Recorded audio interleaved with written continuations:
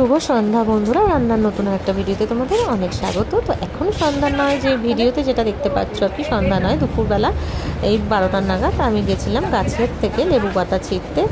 তো তোমার রান্না হবে স্পেশাল কিছু।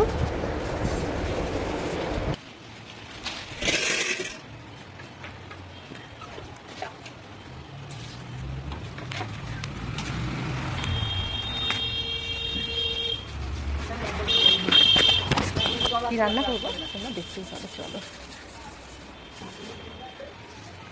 ছিঁড়ে নি, এখনো ছেঁড়া হয়নি পাতাগুলো, আর একটা নিলেই হয়ে যাবে।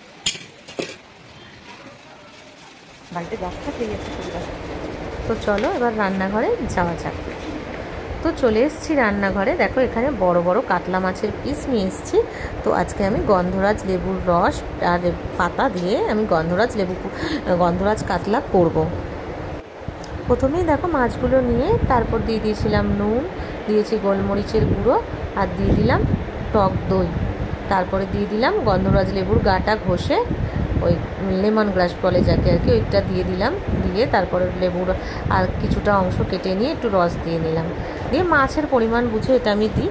তো দিয়ে ভালো করে বেশ করে মাখিয়ে রেখে দিলাম 1 ঘন্টা মতন, যাতে করে মাছের ভেতরে সব কিছু ঢুকে সুন্দর একটা টেস্ট হয়। এদিকে নিয়ে নিয়েছি কাঁচা লঙ্কা, পেঁয়াজ, আদা, রসুন দিয়ে একটা পেস্ট বানিয়ে নেব। এদিকে কড়াইয়ের মধ্যে নিয়ে নিলাম সাদা তেল। এই রান্নাটা আমি সাদা তেলেই কিন্তু করব।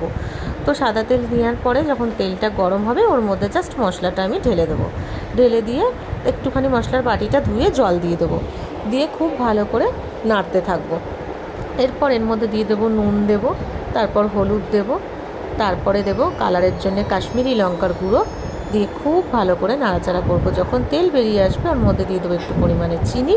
তারপরে আবারও একটু নাড়াচাড়া করব। করে আমি সমস্ত মাছগুলো ওর মধ্যে যেটা মেখে রেখেছি দিয়ে দেবো ঢেলে। দিয়ে তারপরে আমি আবারও ভালো করে নাড়াচাড়া করে এটাকে কষাতে থাকবো। আর একদম লো ফ্লেমে মিনিট 10 থেকে 12 মিনিট পর্যন্ত আমি এটাকে একদম লো ফ্লেমে করেছি। দেখো একদম সুন্দর তেল বেরিয়ে চলে এসছে উপর দিয়ে। আর এরপর আমি এখান থেকে গন্ধরাজ লেবু আর্ধেকটা নিয়ে পিস পিস করে কেটে আর গন্ধরাজ 2-3টে লেবু পাতা ছিঁড়ে ছড়িয়ে দেবো। দিয়ে সুন্দর করে মিক্সড করে ঢাকা চাপা দিয়ে দেবো আর গ্যাসটাকে আমি বন্ধ করে দেবো। ব্যাস রেডি আমার গন্ধরাজ কাতলা। আর সবাই খেয়ে খুব ভালো বলেছে, বাড়ির সবার খুব পছন্দ হয়েছে। আবারও খুব শীঘ্রই করতে হবে, তোমরা দেখতেই পাবে। তো পুরো রেসিপিটা কেমন লাগলো অবশ্যই কমেন্ট করে জানিও। আর তোমরাও বাড়িতে ট্রাই করো। আর যারা এখনও আমার পেজটি বা চ্যানেলটি ফলো করোনি প্লিজ করে দিও। আর তোমাদের সবাইকে অসংখ্য ধন্যবাদ আমার ভিডিও দেখার জন্যে। আর নতুন নতুন ভিডিওতে তোমাদের অসংখ্য স্বাগত জানাচ্ছি। টাটা সবাইকে।